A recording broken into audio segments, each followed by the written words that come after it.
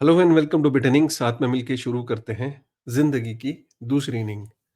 आप लोग सोच रहे होंगे कि बिटकॉइन के अंदर पुल बैक आएगा, बट पुल बैक आ नहीं रहा है। But at some point of time थोड़ी बहुत करेक्शन आएगी। लेकिन एक चीज मैं आपको यहाँ क्लियर कर देना चाहता हूँ कि अभी भी बिटकॉइन की जर्नी में सिर्फ एक मेजर इवेंट हुआ है 2024 में। जैसा कि हम हमेशा से कहते आ रहे हैं कि 4 इवेंट लाइन्ड अप हैं 2024 में, राइट? और जिसमें से एक इवेंट हुआ है जिसका नाम है बिटकॉइन स्पॉट ईटीएफ। अभी जो दूसरा इवेंट है वो है हार्वनिंग, राइट? हार्विंग के बाद हमने ये देखा है कि जो 2 मेजर इवेंट है वो 1 जनवरी 2025 को होने। 1 जनवरी 2025 को जो 2 मेजर इवेंट है जिसमें अकाउंटिंग प्रिंसिपल के अंदर जो चेंजेस हैं, जिसको मैं पहले की वीडियोज़ में बता चुका हूँ। और दूसरा जो बीआईएस ने, जो सेंट्रल बैंक्स का सेंट्रल बैंक है, उसने ये बोला है कि जो सेंट्रल बैंक्स हैं वो 1% तक का एक्सपोजर ले सकते हैं, बिटकॉइन के अंदर या क्रिप्टो के अंदर। इनफैक्ट उन्होंने 2% बोला है, बट जो दूसरा 1% है उसके लिए काफी कुछ कंडीशंस हैं।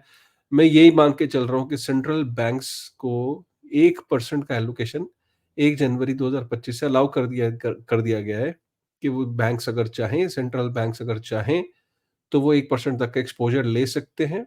और ये किसी तरीके का ऑर्डर नहीं है, ऐसा मत समझिए कि सेंट्रल बैंक्स को ऑर्डर है। इट्स जस्ट दैट कि सेंट्रल बैंक्स ने कहीं न कहीं अपना कंफर्ट लेवल देखना है, अपनी देश की सिचुएशन को समझना है, और अगर वो 1% का एक्सपोज़र लेना चाहते हैं तो ले सकते हैं। जिसमें बीआईएस का कहना है कि हमारी तरफ से कोई रोक-टोक या कोई आशंका नहीं बची है। हम लोगों की रिसर्च ये कहती है कि आप 1% तक का एलोकेशन ले सकते हैं। ये 2 मेजर 3 मेजर इवेंट अभी होने हैं। तो इसलिए अगर आप थोड़ा-सा वेल इन्फॉर्म्ड होंगे, हाँ, पुलबैक्स आ सकते हैं, अच्छे पुलबैक्स आ सकते हैं। कब आएँगे किसी को नहीं पता, किस वक़्त होंगे किसी को नहीं पता, कितना बड़ा पुलबैक होगा किसी को नहीं पता। क्योंकि आपको साथ में ये भी देखना है कि क्या बिटकॉइन के स्पॉट ईटीएफ की जो कंपनीज़ हैं, क्या उन्होंने बिटकॉइन को बाय करना बंद कर दिया है? नहीं। क्या उनके आउटफ्लो ज़्यादा है? नहीं। क्या इनफ्लो ज़्यादा है? हाँ। तो ये जब तक आप सारी चीज़ों पे नज़र नहीं रखेंगे, तब तक आप अपना एक आकलन नहीं कर सकते चीज़ों का। और एक बड़ी इम्पोर्टेंट बात ये कि देखिए, कई बारी आप बहुत ज़्यादा प्रॉफ़िट में होते हो, तो आपको ये डिफ़ाइन करना है कि क्या आपका टारगेट अचीव हो गया है? मतलब सपोज़ करिए, अगर आप 3x हो बिटकॉइन में या क्रिप्टो में, 4x, 5x पे हो या 6x, 10x पे हो, मतलब अच्छा प्रॉफ़िट हो गया है। अब है तो वो एक डिजिटल नंबर ना, एक एप्लीकेशन के अंदर। इसको गहराई से सोचिए जो मैं बात बोल रहा हूँ। वो डिजिटल नंबर में नंबर्स ऊपर हो रहे हैं, नीचे हो रहे हैं, आपके हाथ में क्या है? कुछ नहीं। देखिए, कई बारी चीज़ों को ना रियलाइज़ करना चाहिए, हाथ में लेना चाहिए। मतलब उसे लिटरली अपने प्रॉफ़िट को बुक करके आप चाहो तो उसे उसको रियलाइज़ करो। कुछ कोई आपका गोल था जो आप अचीव करना चाहते थे, या आपके काफ़ी टाइम से आपका कुछ प्लान रुका हुआ था, उसे पूरा करो, ताकि आपको ये लगेगा कि हाँ यार, कुछ अचीव किया। वरना एक डिजिटल नंबर है, वो ऊपर-नीचे हो रहा है। और वो आप लग रहा है कि आप गेम खेल रहे हो, आपको एक सिमुलेशन में ऐसा लगता है कि ये क्या चल रहा है। मतलब आपको एक जेन्युइनली एक फीलिंग नहीं आती है कि आपने कुछ प्रॉफिट को बुक किया, एक्चुअल में कुछ गेन किया, या कुछ जो आपका सपना था वो आपने पूरा करा, बहुत दिनों से कोई प्लान रुका हुआ था। तो ये इन चीज़ों को समझना बहुत ज़रूरी है, राइट? तो प्रॉफिट की कोई लिमिट नहीं है। ये तो एक ऐसा अंधा कुआँ है कि भई आप लगे रहो, 100x, 200x, 50x, दिन-रात ऑल्ट कॉइन्स में चार्ट-वार्ट सब समझते रहो। ये तो मतलब नेवर एंडिंग रेस है ना। और कोई आपसे आगे भी है इस रेस में, और उससे भी कोई आगे है, तो ये तो नेवर एंडिंग है। आपको अपनी लिमिट्स खुद डिफाइन करनी होती है। ज़्यादा ज्ञान हो गया, I am sorry for that, but ये कहना ज़रूरी है, क्योंकि कई बारी मौके आते हैं, उसमें हम अगर बहुत अच्छे प्रॉफ़िट में हैं और अगर उसको बुक नहीं करते हैं, तो बाद में वो रिग्रेट करते हैं, फिर रोते हैं। तो रोने से अच्छा है कि आप अपना देखिए कि क्या आपके गोल अचीव हो गए, and then take a call accordingly, ठीक है? 4 मिनट ले लिए मैंने इस बात पे, I am so sorry for that. उसके बाद हम बात करते हैं कि आज का जो मेन टॉपिक है कि क्या बिटकॉइन गोल्ड को खा जाएगा? ये मैं नहीं कह रहा हूँ, माइकल सेलर कह रहा है। और उसके बाद फिर मैंने माइकल सेलर की बात को चेक करने के लिए कुछ डेटा पॉइंट्स को जब वेरीफाई किया, तो कहीं न कहीं माइकल सेलर जो है वो बात सही कह रहा है, क्योंकि सिल्वर को जब इसने बिटकॉइन ने टॉपल किया, सिल्वर को जब इसने सरपास किया बिटकॉइन ने in terms of market cap, तो अगला नंबर गोल्ड का ही दिख रहा है। उसको मैं थोड़ा-सा स्क्रीन शेयर करके आपको यहाँ पे दिखाता हूँ कि क्यों माइकल सेलर जो है वो इतनी बड़ी बात को कह रहा है। तो ये मैंने स्क्रीन शेयर करी। माइकल सेलर ने ही बोला है कि bitcoin will eat gold in the coming months. और इसका ये कहना है माइकल सेलर का कि bitcoin is competing with gold, it's going to eat it. And दूसरी बात ये बोली है, if you could teleport gold from New York to Tokyo in few minutes people would love it. तो बेसिकली माइकल सेलर का कहना है कि गोल्ड को टेलीपोर्ट करना, एक जगह से दूसरी जगह भेजना लिटरली पॉसिबल नहीं है, but you can do that with digital gold, that is bitcoin. So obviously people will love it. If you want to buy a house on Saturday in Africa, if you want to buy a car on Sunday morning, Bitcoin is the way to do it. तो आप bitcoin आपको highly liquid होता है, कभी भी आप इसको कहीं भी ले जा सकते हो और वहां पे जाके अपने गोल्स को अचीव कर सकते हो। क्या it is possible in property? Property आपके टाइम पे बिकती नहीं है, हाईली इलिक्विड होती है। गोल्ड भी आपका लिक्विड आपको लगता है, बट जब आप उसको बेचते हो या उसको आपको कहीं भेजना है, so obviously then it's a very difficult thing to teleport it, right? So इस कारण से यहाँ पे ये अगर आप देखो ना, जब से बिटकॉइन का स्पॉट ईटीएफ आया है ना, तो बिटकॉइन के जो स्पॉट ईटीएफ ने करा क्या है कि जो गोल्ड के स्पॉट ईटीएफ से फंड्स निकलने लगे, तो बिटकॉइन का स्पॉट ईटीएफ पॉजिटिव में है, बढ़ रहा है दिन प्रतिदिन, और गोल्ड का जो स्पॉट ईटीएफ है वो माइनस में है। अगर हम इसको इस तरीके से देखें कि देखिए, गोल्ड के साथ क्या है ना, कॉइनफिनिटी, तो इस कॉन्सेप्ट का मतलब है कि अगर आप तीनों को कंपेयर करें, गोल्ड को, बिटकॉइन को और फियाट को, तो gold is hard to make and hard to move, fiat is easy to make and easy to move. Bitcoin की खासियत देखिए कि hardest to make and easy to move. So उसने क्या करा, बिटकॉइन ने गोल्ड की बेस्ट प्रॉपर्टी और फियाट की बेस्ट प्रॉपर्टी को उठाया और उससे बिटकॉइन बना है। तो जो गोल्ड की बेस्ट प्रॉपर्टी क्या है, हार्ड टू मेक। अगर आसान होता बनाना, इजी होता किसी के लिए भी गोल्ड बनाना, तो क्या गोल्ड प्रीशियस होता, रेयर होता, राइट? क्योंकि गोल्ड को माइन करना, बनाना, लैब में नहीं आप बना सकते, लैब में आप प्रोड्यूस नहीं कर सकते, जमीन से आसानी से निकाल नहीं सकते। डिस्पाइट द फैक्ट कि मैं आपको बोल दूं कि उस पहाड़ के नीचे गोल्ड है, तो जब तक आपके पास माइनिंग फैसिलिटी, माइनिंग नॉलेज नहीं होगी, तब तक आप गोल्ड नहीं निकाल सकते। तो हार्ड टू मेक और इजी टू मूव जो फियाट है, वो इजी टू मूव, आप इंटरनेट के ऊपर आप भेज सकते हो फियाट को। सो बिटकॉइन ने इन दोनों चीजों का बेस्ट वर्जन उठा के बिटकॉइन बना है। तो ये बहुत अच्छा चार्ट लगा, मुझे लगा कि आप तक ये शेयर करना चाहिए। और अगर आप बिटकॉइन और गोल्ड को अगर कंपेयर करो ना, पिछले 14.4 ईयर्स में, पिछले 14.5 साल में बिटकॉइन का चार्ट अगर आप देखो, तो ये नीचे की तरफ जा रहा है। और अगर आप बिटकॉइन और गोल्ड का अगर आप चार्ट देखो, तो नीचे की तरफ जा रहा है। और अगर आप बिटकॉइन का चार्ट देखो, तो ये कैसे ऊपर की तरफ जा रहा है। तो बिटकॉइन और गोल्ड का अगर आप कंपैरिजन करो, तो bitcoin has definitely been a better asset than gold, ठीक है? अगर हम यहाँ पे बात करें, तो 2.3 बिलियन यूएस डॉलर जो है वो गोल्ड के स्पॉट ईटीएफ में से निकल चुका है, आउटफ्लो। तो ये अगर आप देखो, तो जो गोल्ड है, गोल्ड का जो अपना गोल्ड ने अपना वैसे ऑल टाइम हाई बनाया है, लेकिन जो गोल्ड के ईटीएफ्स हैं, उसमें से 2.3 बिलियन यूएस डॉलर जो निकल चुका है।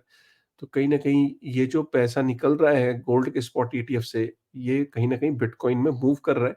लोगों को लग रहा है कि अगर डिजिटल वर्जन ही खरीदना है, राइट, गोल्ड का, तो they will go for a digital gold rather than a spot ETF, right? तो डिजिटल गोल्ड का मतलब है कि they will go for a bitcoin spot ETF या बिटकॉइन।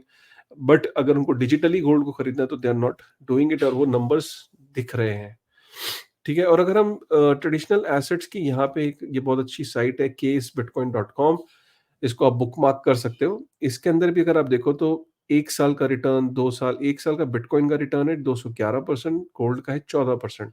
2 साल का रिटर्न है बिटकॉइन का 86%, गोल्ड का है 10%। 3 साल का रिटर्न है बिटकॉइन का 20%, गोल्ड का 25%। चौथे साल में 1236% और इसका है 40%। और ऐसे अगर आप आगे बढ़ते चलोगे, पिछले 10 साल में बिटकॉइन ने दिया 57% का रिटर्न, और बिटकॉइन ने दिया है आपका 11,240% का रिटर्न, और गोल्ड ने दिया है 57% का रिटर्न, सॉरी। और अगर यहाँ S&P 500 में अगर आप देखो, तो 10 साल में S&P 500 जो अमेरिका की टॉप 500 कंपनीज है, उन्होंने 177% का रिटर्न दिया, nowhere close to bitcoin. अगर हम 5 साल में भी देखें, तो बिटकॉइन हैज गिवन अस 1760, मतलब 1760% का रिटर्न, जो कि S&P 500 ने 82% और गोल्ड ने 66% का रिटर्न दिया। तो ये यहाँ से दर्शाता है कि bitcoin has been performing consistently well against S and P and gold. तो पहले ही लगता है कि गोल्ड को सरपास करेगा, एंड दूसरा जो ये सरपास करेगा वो एस एंड पी 500 के इंडेक्स को बीट करेगा, और वो कर ही रहा है रेगुलर बेसिस पे। और बेसिकली अगर आप देखो तो एस एंड पी 500 से अगर आप कंपेयर करो, तो bitcoin is performing really well again against both the assets class. लेकिन सबसे पहले वो गोल्ड को जो है वो ईट कर रहा है, और वो गोल्ड से के स्पॉट ईटीएफ से पैसा निकलता जो जा रहा है वो दिख रहा है। इधर हम देखें तो बिटकॉइन का जो माइनर रेवेन्यू अपने ऑल टाइम हाई पे पहुंच गया, क्योंकि जो बिटकॉइन का प्राइस है वो 72,000 यूएस डॉलर के आसपास है। तो यू नो सरपास, तो बिटकॉइन का जो 2021 का जो पीक था वो 68.28 मिलियन था ऑन 9th ऑफ मार्च। और अब बिटकॉइन ने 2024 में 68.35 मिलियन यूएस डॉलर का रेवेन्यू कर लिया। अब देखने वाली बात है कि क्या माइनर हार्विंग के बाद बिटकॉइन को सेल करता है, ये देखने वाला होगा। क्रिप्टो इन्वेस्टमेंट फंड्स जो हैं हैड अ मैसिव वीक। जो इनफ्लोज हैं वो 2.7 बिलियन यूएस डॉलर का इनफ्लो था वीकली। जो टोटल अगर हम देखें तो 10.3 बिलियन यूएस डॉलर हो चुका है 2024 में अकेले, लाइक। और अगर हम इसको देखें कि स्पॉट ईटीएफ में अगेन 11 मार्च को फिर से 505 मिलियन यूएस डॉलर जो है वो बिटकॉइन के स्पॉट ईटीएफ में एंटर हुआ है, और 7,000 बिटकॉइन बाय किए गए। तो यहाँ पे हम देख रहे हो कंसिस्टेंटली बाइंग हो रही है, कंसिस्टेंटली इनफ्लोज जो है वो बिटकॉइन के अंदर हो रहे हैं। और अगर हम यहाँ देखें, एक मिस्टर 100 करके हैं जो ऑलमोस्ट डेली बेसिस पे, अगर आप ये देखो 101, 102, 103, 101, 101, 100, 100, तो आप देखो ऑलमोस्ट डेली बेसिस पे ये बंदा 100 बिटकॉइन खरीद रहा है। अब ये बंदा है या इंस्टीट्यूशन है या बैंक है या देश है, ये किसी को नहीं पता। इवेंचुअली पता लग ही जाएगा, लेकिन अभी फिलहाल किसी को नहीं पता। और इसने कंसिस्टेंटली, अगर आप देखो 11 तारीख को 3 बारी 100-100 बिटकॉइन खरीदे। तो इनका नाम ही, इस एड्रेस का नाम ही मिस्टर 100 रख दिया गया है। तो नाउ इज फेमस मिस्टर 100, जो कि ऑलमोस्ट 100 बिटकॉइन की एसआईपी लगा रखी है इस बंदे ने ऑलमोस्ट। थाईलैंड, यहाँ पे थाईलैंड से पहले मतलब एसईसी का चांसेस कम लग रहा है कि इथेरियम का ईटीएफ अप्रूव करेगा, क्योंकि चुप बैठा हुआ है SEC, which is like not a good sign. क्योंकि बिटकॉइन के स्पॉट ईटीएफ में they were asking for certain things, काफी इनपुट्स उन्होंने मांगे, काफी चीजों पे डिस्कशन थी, कुछ चेंजेस करा रहे थे। यहाँ पे वो चुपचाप बैठा हुआ है, और 73 दिन बचे हैं, 73 जो फाइनल डेडलाइन से, और 73 दिन बचे हैं, और लेकिन एसईसी की तरफ से कोई भी हलचल नहीं दिख रही। ब्लूमबर्ग के एनालिसिस का कहना है कि एक अच्छा साइन नहीं है, हो सकता है कि बिटकॉइन का स्पॉट ईटीएफ बिना किसी डिस्कशन के रिजेक्ट हो जाए। थाईलैंड ने बोल दिया है कि वहाँ के जो हाई नेट वर्थ इंडिविजुअल्स हैं और कंपनीज हैं वो बिटकॉइन के स्पॉट ईटीएफ में इन्वेस्ट कर सकते हैं यूएस के। और यहाँ पे जो बिटकॉइन के जो दिखाई गया है कि अभी जो बिटकॉइन के जो व्हेल्स हैं, जो नंबर ऑफ वॉलेट्स हैं, राइट, वो अभी 2000 से कम है, राइट। जिनके पास more than 1 million worth of Bitcoin है, वो 2000 वॉलेट से एड्रेसेस से कम है। और 2001-2022 के बुल रन में ये 4000 एड्रेसेस होते थे। तो हो सकता है कि अभी, क्योंकि बुल रन इज एक्सपेक्टेड, अभी बिटकॉइन ने अपना सिर्फ ऑल टाइम हाई क्रॉस किया, तो हो सकता है by the time bitcoin reaches it's all time high तो ये फिगर और बढ़ जाए। माइक्रो स्ट्रेटजी का 14% जो है वो स्टॉक बढ़ गया है। The stock is doing very well, because जब से माइक्रो स्ट्रेटजी ने बोला कि 12,000 बिटकॉइन और वो बाय करने की उसने अनाउंसमेंट करी है, तब से उसका स्टॉक और 14% बढ़ गया है। एंड बिट और माइक्रो स्ट्रेटजी के पास करीब 2,05,000 बिटकॉइन हो चुके हैं, राइट। और ये बहुत इंपॉर्टेंट है, ये बालाजी ने ये एक ये चार्ट शेयर किया है। बालाजी ने बोला है कि लीनियर एक्सट्रापोलेशन के हिसाब से जो डेट है यूएस में वो 50 ट्रिलियन हो सकता है, ठीक है। और एक्सपोनेंशियल के हिसाब से देखें तो 70 ट्रिलियन, और बिटकॉइन रिमेन्स एट 21 मिलियन। तो जो डेट है, जो फियाट मनी है, जो मनी प्रिंटिंग है, वो चालू है अमेरिका के अंदर, और वो 50-70 ट्रिलियन यूएस डॉलर तक पहुंच सकती है। और बिटकॉइन वहीं का वहीं 21 मिलियन पे ही रहेगा इन टर्म्स ऑफ सप्लाई।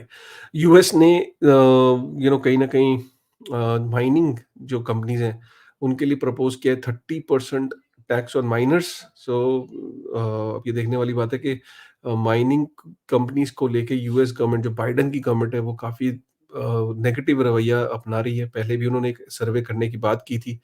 तो लेट्स सी कि इसके अगेंस्ट में जो इंडस्ट्री है, जो माइनर्स हैं, वो मिलके कैसे रिएक्ट करते हैं। और ये चार्ट मैं हमेशा वो करता हूँ कि बिटकॉइन को एक्चुअली यहाँ होना चाहिए था, पिछले जो हार्विंग की जो साइकिल्स है उस हिसाब से बिटकॉइन के प्राइस को यहाँ होना चाहिए था 1 से 3 लाख के बीच में, लेकिन वो यहाँ है and bitcoin is trying to catch this area which is close to 2.5 lakh US dollar पर बिटकॉइन। ठीक है, तो ये था क्रिप्टो की ताज़ा खबर। 15 मिनट हो गए। उम्मीद करता हूँ कि आपको आज की जो क्रिप्टो की ताज़ा खबर है पसंद आई होगी। अगर पसंद आई तो प्लीज़ कमेंट करिएगा, लाइक करिएगा और इन्फॉर्मेशन बढ़ाते रहिए। बिना इन्फॉर्मेशन के और नॉलेज के कुछ नहीं होने वाला है इस इंडस्ट्री में। अगर आपको इन्फॉर्मेशन ही नहीं होगी, नॉलेज नहीं होगी तो सिर्फ गैम्बलिंग खेलते रहोगे, फ्यूचर्स खेलते रह जाओगे।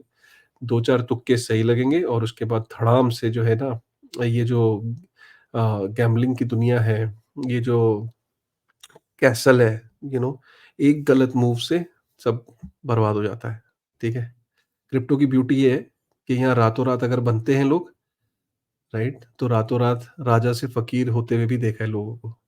ठीक है?